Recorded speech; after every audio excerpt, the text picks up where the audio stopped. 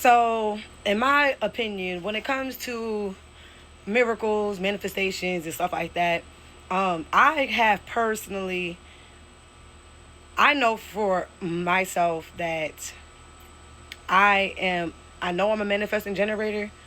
I know that at this point in my current state of consciousness, that I am very powerful and that anything that I can and will think of can and will manifest, right? And those things are very true for many of us. When we think about the things that we want to get out of life, and anything like that of that nature, the law of attraction and using your will and the energy within you to bring it forward. Those things are definitely possible. Um, I think that, I guess for me, my main problem that I have with the belief part is that I feel like it comes to a point where, when is enough information enough for you to act enough on it to literally just become that thing, right? Also, um, I think what happens is too is that as we evolve, I think the ideas and forms and thought forms should evolve as well, right? But I do find it a little challenging when I feel that there have been so many billions of people here now and then there back in the day. And I think that we tend to try to put some type of erasure on the works of people that came before us, in a sense, because we're trying to revolutionize some of these ideologies or new age types of thinking now with our abilities, wanting to be more open and stuff like that, which is not a problem. But as we ascend and the higher you go up, there's just certain things that I think that it starts to become more solidified as a principle, that that needs to be there first before you go over and beyond into the realms of all of these other types of quote unquote destinations or possibilities of these destinations, right? And what are you there to gain? Who are you to become from these types of actions that you're taking, right, in life? So, like I said, like a form of non-detachment when it comes to food and eating and stuff like that. That's a many people have been doing that across the board. Like definitely there amongst like from Tibet. There's a whole bunch of groups of people who have um, a practice of, like I said, of where they detach themselves from the physical world. But at the same time, is no way that you could be in existence and then still be all the way detached. That's why it's like it's a paradox. It's like you can never get rid of the self of you, because then in that case, once you know, certain things is just a loop here. And I think that that's why I open myself up. And then for me, by me doing that, honestly, I still have free will to choose if I want to believe in that or no in it or not. You know? Um and so, like, not doing something and not having something is not going to not get you there, and also having something and getting something is also not going to get you there either. So, in the in between space of the having and the not having and stuff like that, can you reach enlightenment both ways? Yes, absolutely. I don't think that self deprivation and taking things away from you is the only means to just become spiritual. I think that a form of it is like we might not be able to process it, but as your old self fades away and dies away within your new becomingness every time that you're shifting, we might not take acknowledgement to the fact that we had an ego shift or ego death or something that shifted within us already. But those things are vital steps into who you are now, right? Because the now is continuously happening, right? And so to me, I'm always first thinking like, what is the purpose and what is the gain? And who is gaining from it? And why? Why? Like, because something, like if I say I want to be celibate, that's an internal thing, right?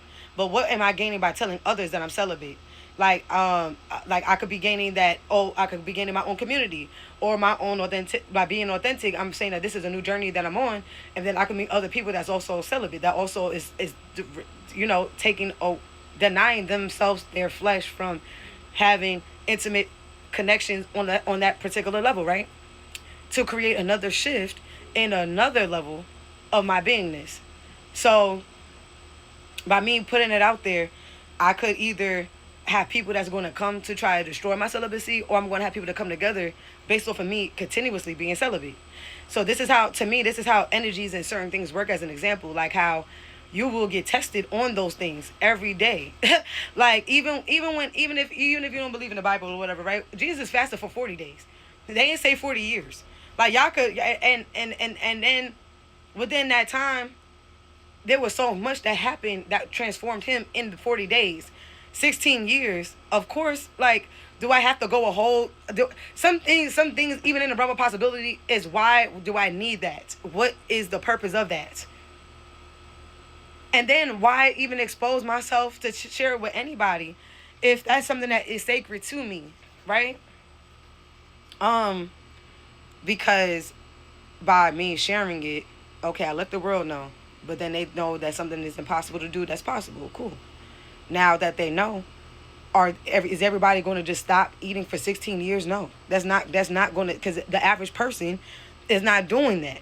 And so my whole thing is like, what is the reason of why? Like, there's a difference when you got breatharian people, certain people like that is like telling you, because those people like that's a personal, intimate journey.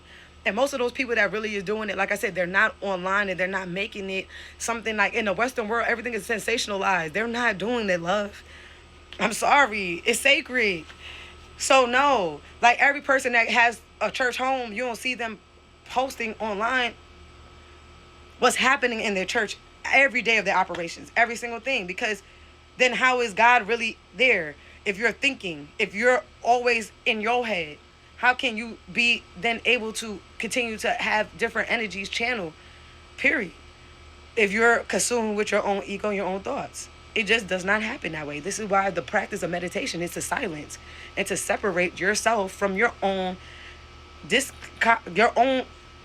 flow of energy, so that you can see that the thought realm is not you.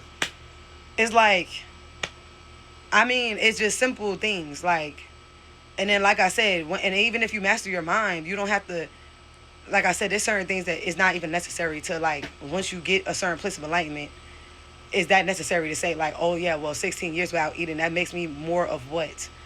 Like that's like more discipline to starve myself. Like what's the